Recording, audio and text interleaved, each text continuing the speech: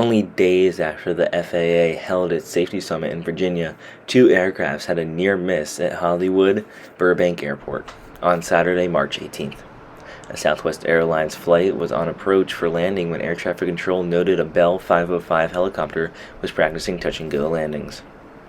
After air traffic control noted the helicopter, the Southwest aircraft was advised to discontinue its approach where the potential catastrophe was then avoided.